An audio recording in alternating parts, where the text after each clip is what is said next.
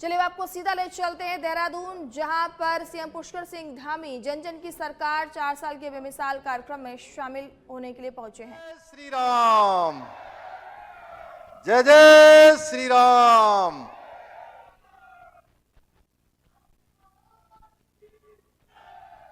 मासू महाराज की, जन जन की सरकार, जन जन के द्वार, 4 साल बेमिसाल। आज इस कार्यक्रम में मंच पर आसीन देहरादून जनपद के प्रभारी मंत्री आदरणीय सुबोध उनियाल जी,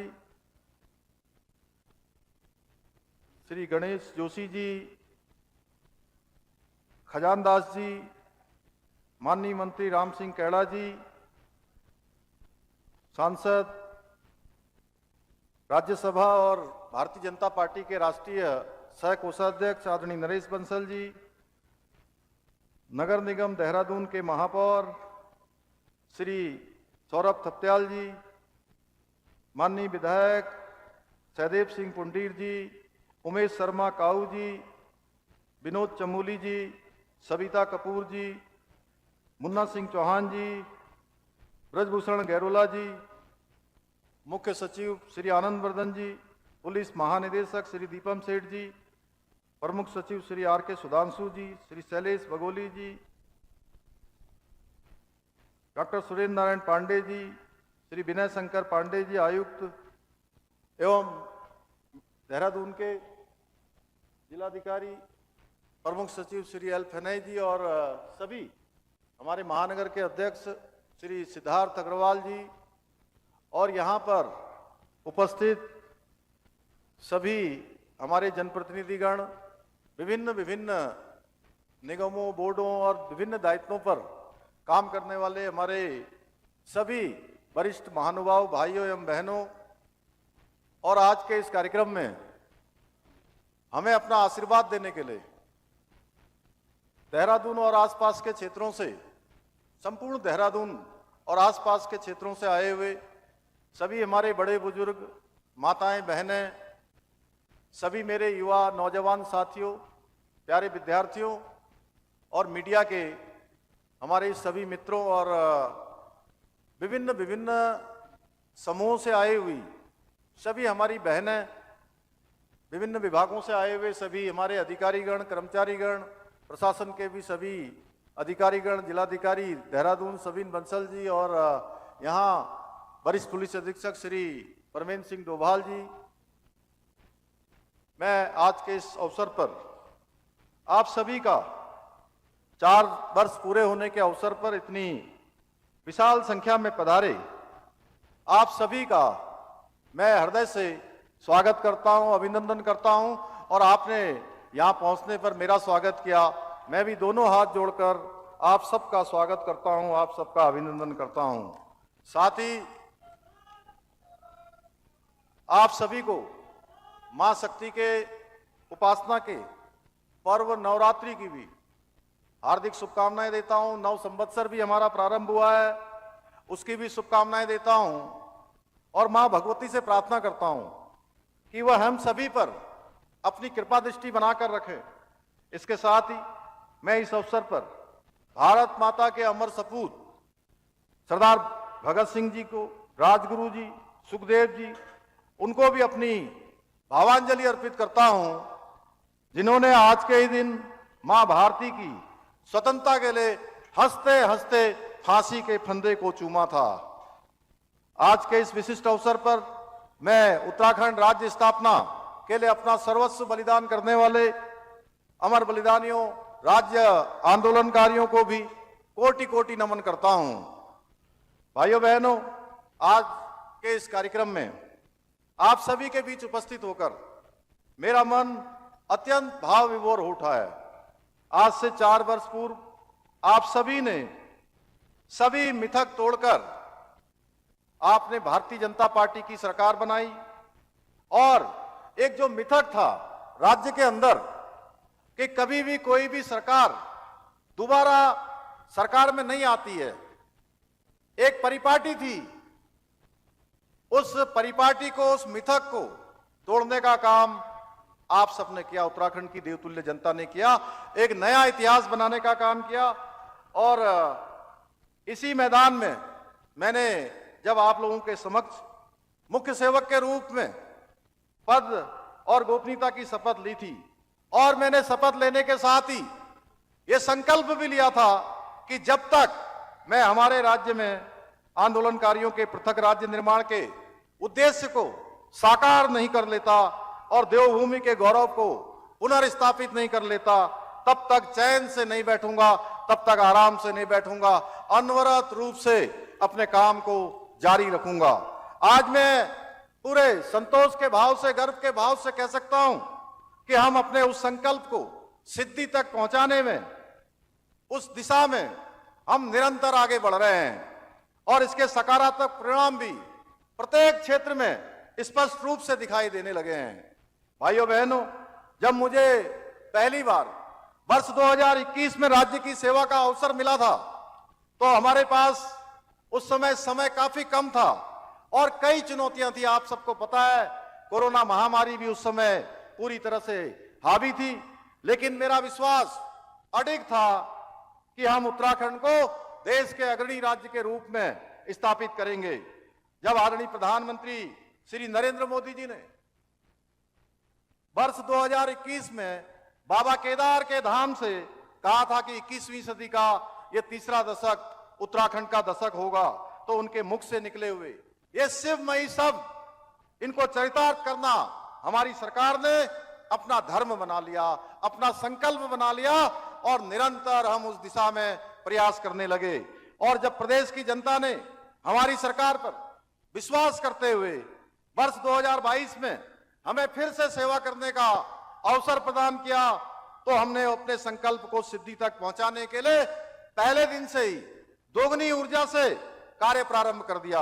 आदरणीय प्रधानमंत्री जी के कुशल नेतृत्व और मार्गदर्शन में हमने बीते 4 वर्षों में जहां राज्य में सड़क, शिक्षा, स्वास्थ्य, रेल, हवाई कनेक्टिविटी सहित सभी महत्वपूर्ण क्षेत्रों में जितने भी इंफ्रास्ट्रक्चर हैं, उन सभी को मजबूत करने की दिशा में और राज्य के नागरिकों को जीवन के उनके स्तर को ऊंचा उठाने का प्रयास किया। वहीं विभिन्न नीतियों और योजनाओं के माध्यम से प्रदेश के समग्र विकास का विजन प्रस्तुत करते हुए राज्य को प्रगति के पथ पर ले जाने का प्रयास भी किया है। इन्हीं प्रयासों का परिणाम है कि बीते 4 वर्षों में अनेक चुनौतियों का सामना करते हुए हमारे राज्य ने कई ऐसे ऐतिहासिक उपलब्धियों का हमारा राज्य साक्षी बना है, जो किसी छोटे राज्य के लिए असंभव समझी जाती थी। पहली बार राज्य में G20 जैसे वैश्विक सम्मेलन की बैठकों का सफल आयोजन हुआ।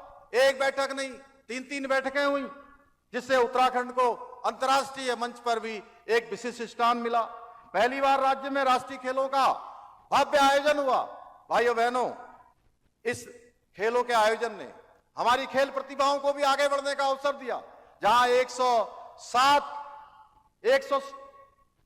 पदक जीतकर प्रदेश का गौरव बढ़ाने का काम हमारे खिलाड़ियों ने किया, वहीं अंक तालिका में भी हम 7वें स्थान पर आए, जहां कभी हमारा स्थान 25 से भी अधिक होता था। पहली बार वर्ष भर पर्यटन को बढ़ावा देने के लिए शीतकालीन यात्रा प्रारंभ की गई। इससे स्थानीय अर्थव्यवस्था को नई ऊर्जा मिली है। इतना ही नहीं, पहली बार उत्तराखंड में ग्लोबल समिट का आयोजन हुआ, जिसमें 3,76,000 करोड़ रुपए का MOU हुआ और 1 लाख करोड़ से अधिक की ग्राउंडिंग पर अभी तक काम हो चुका है। भाइयों बहनों, जो अनवरत रूप से आगे बढ़ रहा है, इसी का परिणाम है। इसके साथ साथ डबल इंजन सरकार के बीते 4 सालों में हमारे राज्य की आर्थिकी में 1.5 गुना से भी ज्यादा की वृद्धि हुई है। बीते 1 वर्ष में राज्य की GSDP में 7.23% की बढ़ोतरी हुई है। बीते 4 वर्षों में हमारे राज्य की प्रति व्यक्ति आय में 41% की वृद्धि हुई है। बीते 4 वर्षों में राज्य का बजट का आकार 60,000 करोड़ रुपए से बढ़कर 1 लाख करोड़ रुपए से अधिक हो गया। बीते 4 वर्षों में राज्य में 20,000 नए उद्योग स्थापित हुए हैं।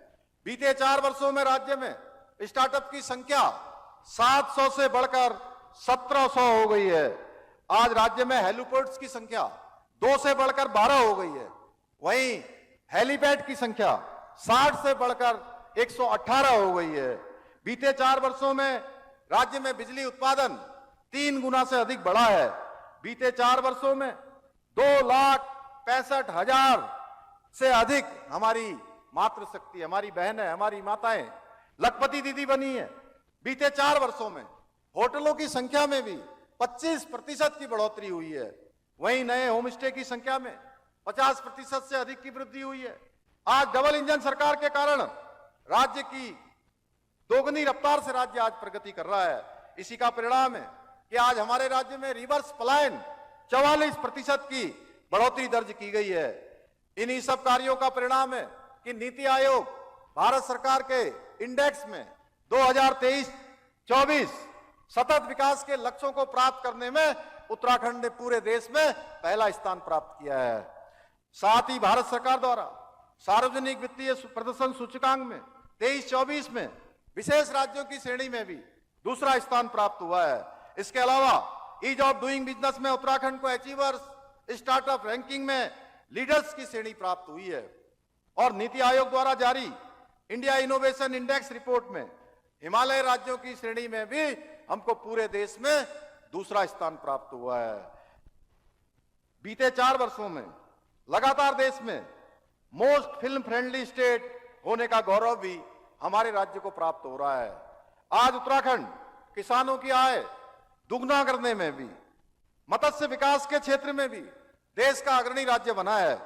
आज हम युवाओं को रोजगार के अवसर उपलब्ध कराने में भी देश के अग्रणी राज्य बनकर उभरे हैं। हम वर्ष 2024 में नीति आयोग द्वारा जारी एक्सपोर्ट प्रिपेयर्डनेस इंडेक्स में भी देश के अग्रणी राज्यों में शामिल हुए हैं। हमें पर्यटन, एविएशन और खेल विकास के क्षेत्रों में भी best for promotion of aviation ecosystem तथा बेस्ट विलेज, बेस्ट डिस्ट्रिक्ट जैसे राष्ट्रीय सम्मान प्राप्त हुए हैं। आज उत्तराखंड को national logistic index, state startup ecosystem, state energy and green index जैसे कई राष्ट्रीय सूचकांकों में भी विभिन्न पुरस्कार प्राप्त हुए हैं। हमें खनन क्षेत्रों में सुधार के लिए केंद्र सरकार द्वारा जारी राज्य खनन तत्परता सूचकांक में देश भर में दूसरा स्थान प्राप्त हुआ है। साथ ही इसके लिए भारत सरकार ने हमारे राज्य को 200 करोड़ रुपए का प्रोत्साहन पुरस्कार भी दिया है। आप सभी भली भांति जानते हैं, एक समय कांग्रेस के कार्यकाल में किस प्रकार से राज्य के अंदर खनन माफिया बेरोक टोक हमारे प्राकृतिक संसाधनों से खिलवाड़ किया करते थे। इनके काले कारनामे स्टिंग ऑपरेशन के माध्यम से पूरे देश ने देखा कि किस प्रकार हमारे राज्य के संसाधनों की खुलेआम बंदरबाट की जाती थी। वैसे कांग्रेस के समय में कैसे उस समय में शराब के लाइसेंस देने के नाम पर भ्रष्टाचार का खुला खेल चलता था और पूरे तंत्र को अपने स्वार्थ के लिए इस्तेमाल किया जाता था।